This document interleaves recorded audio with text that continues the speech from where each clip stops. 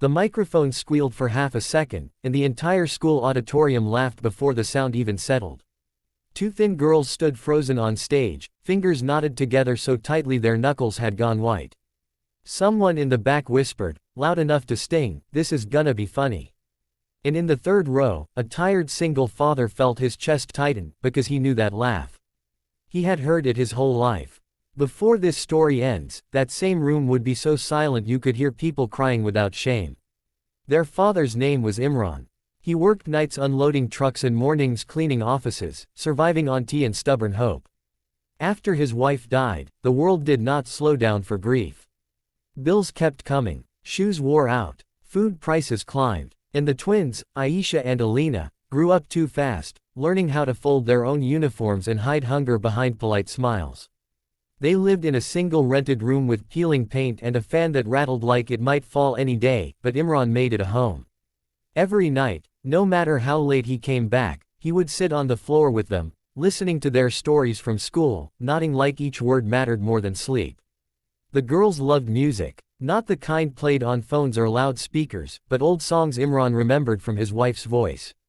Sometimes, when the power went out, they would sing softly in the dark, their voices weaving together so naturally it felt like one soul split into two sounds. Imran never told them they were good. He was afraid to fill their heads with dreams he couldn't afford.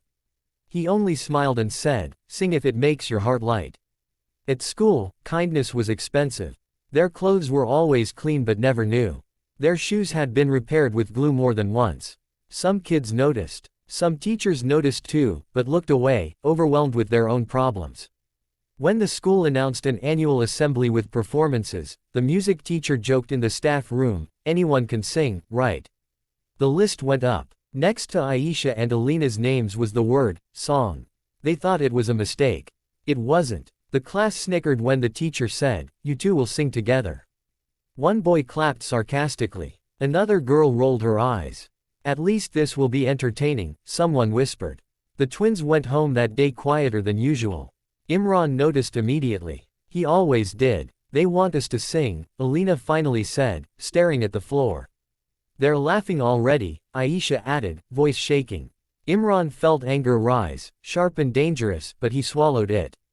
He knelt in front of them and said softly, "Do you want to sing?" They looked at each other. Fear, shame, and something else, love for the songs they shared at night.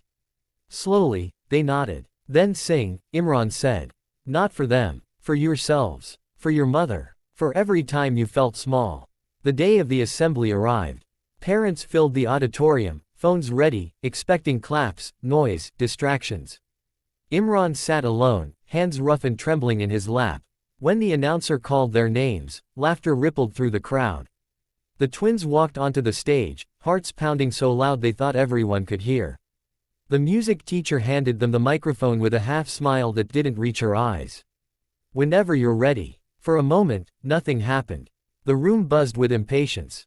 Someone coughed. Someone laughed again. Then Aisha took a breath. The first note came out soft, fragile, like it might break.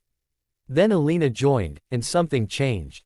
Their voices didn't compete. They carried each other. The melody rose, clear and aching, filling the space between seats, slipping past judgment and landing straight in people's chests. Conversations died. Mid-word. Phones slowly lowered. Teachers froze. They sang about loss without knowing the word for it. About hope without pretending it was easy. About a mother's lullaby echoing in a dark room. Their voices were raw, untrained, and painfully honest. Every note felt lived in. By the second verse, you could hear sniffles. By the chorus, a woman in the front row wiped tears openly. Even the boys who had laughed stared at the stage, mouths slightly open, unsure what to do with the feeling creeping up their throats. Imran didn't realize he was crying until his vision blurred. He pressed his lips together, shoulders shaking silently, pride and grief colliding in his chest. When the song ended, there was no applause at first. Just silence. Heavy. Respectful. The kind that only comes when people realize they've witnessed something real.